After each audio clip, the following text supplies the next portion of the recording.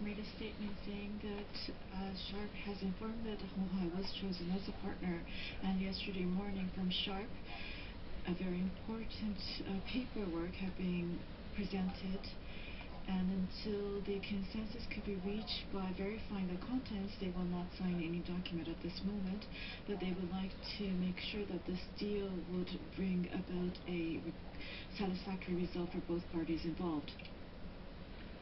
Let's compare the bailout plans proposed by Honghai and the Innovation Network Corporation of Japan.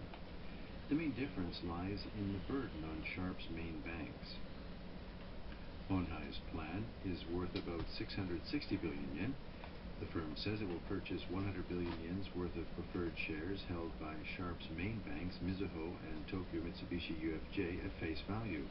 That's half of the total 200 billion yen's worth of such shares. The INCJ plan calls for more than 300 billion yen in additional funding from Mizuho and Tokyo Mitsubishi UFJ. The burden on banks is lighter in the Honhai plan. Sharp says it decided to go with Honhai because the firm promised independent business management and the retention of employees' jobs, the continued use of Sharp's brand name, and cooperation to prevent a technology outflow.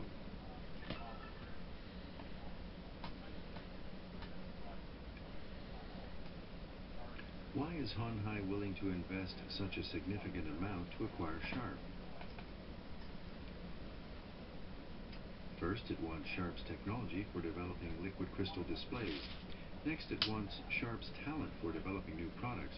Sharp has produced many unique electrical appliances as robot-type smartphones.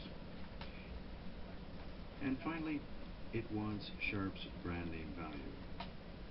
Honhai is a huge subcontractor whose strength doesn't lie in product development, but it wants to become a global leader in display screens. Honhai is apparently determined to grow by taking advantage of Sharp's technologies and know-how. The chairman of the Japan Chamber of Commerce and Industry, Akio Mimura, says he has to admit that the deal is disappointing.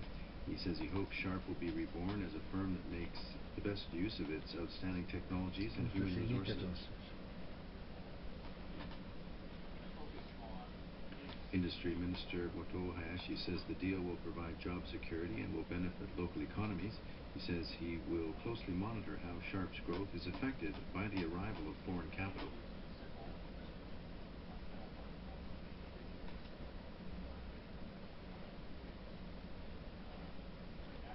The Japanese electronics firm, which once took the world by storm, will seek new opportunities under the wing of an overseas manufacturer.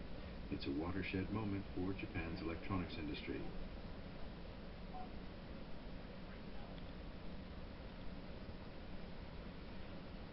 Two parents have admitted locking up their then 3-year-old boy in a rabbit cage.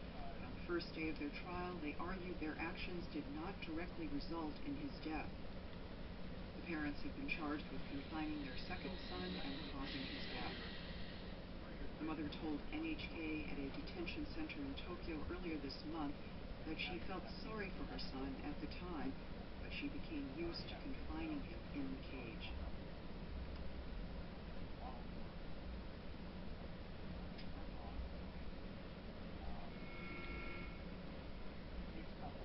Shinobu Minagawa and his wife Tomomi have been charged with locking their second son Rikuto in a rabbit cage, physically abusing him and suffocating him to death at their apartment in Tokyo's Adachi ward.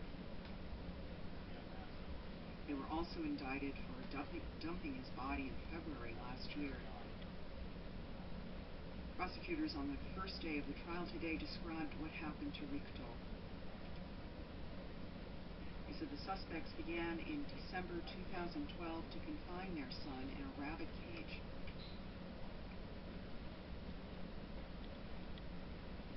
His mother, Tomomi, said in an interview with NHK at a detention center in Tokyo earlier this month that Rikuto could barely speak due to mental retardation. She said he ate snacks meant for his siblings and scattered things across the floor. She said she and her husband continually told him what not to do, but he did not listen to them, even after her husband physically abused him. She said they had no option but to lock the boy up.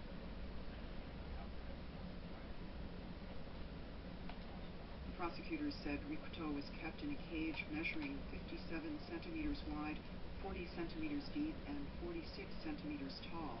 Rikuto was about 90 centimeters tall. They said he was locked in the cage except at mealtime and a few other occasions.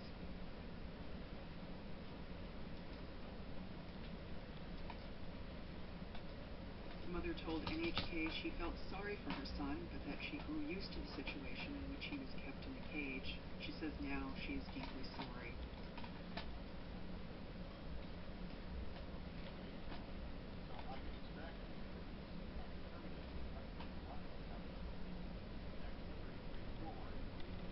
The prosecutor said Shinobu gagged the boy with a towel about 3 months after they began confining him. He and his wife found him dead the following morning. Prosecutors argued the accused put the boy's body in a cardboard box and took it to a forest in Yamanashi Prefecture or the bank of the Arakawa River in Tokyo, but his body has not yet been found. Today, Shinobu admitted to confining the child, but his lawyer insisted the confinement was not directly linked with the boy's death. Tomomi also accepted her involvement in confining her son, but she said she had nothing to do with his death as she was not aware her husband had gagged him. Cases of child abuse have been reported across the country. A man was prosecuted in connection with the death of a 3-year-old boy last month in Tokyo's Ota ward. He lived with the boy.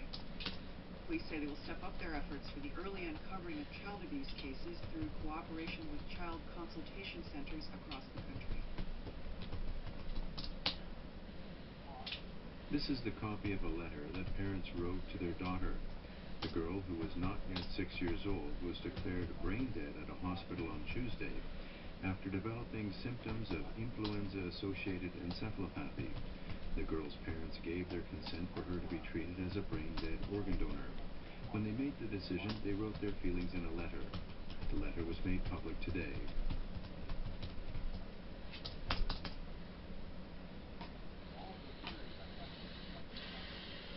The letter reads as follows. The father says he and his wife were having a hard time after their daughter got sick. He says they prayed to the gods and everything else that came into their sight, mountains, rivers, and the sea, when they went to those places, and at midnight they also went to shrines to pray. At the very end, he says, they prayed to pebbles on the road. He says it was hard to believe that he could not replace his daughter, and that she would no longer wake up.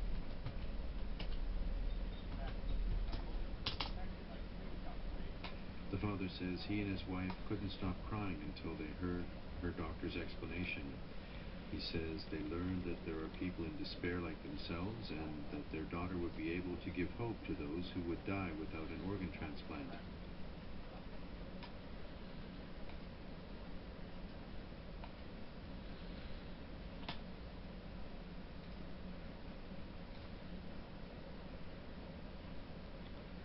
The father says it was very difficult to make a decision, but in the end they agreed to donate their daughter's organs. He says he thought it would be a great help to people in need, and this would affirm the fact that his daughter had lived in this world. He says his daughter always made people around her smile, and he thinks she will continue to do so.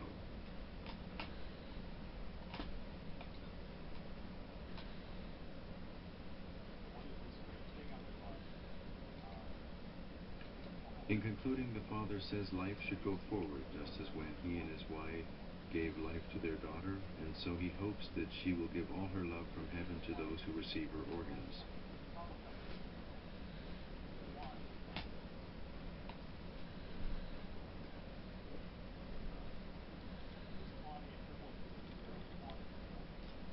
The mother wrote her feelings in a short sentence.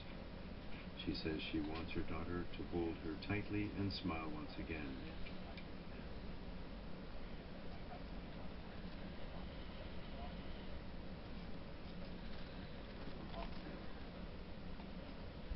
years ago, Japan's largest organized crime syndicate, the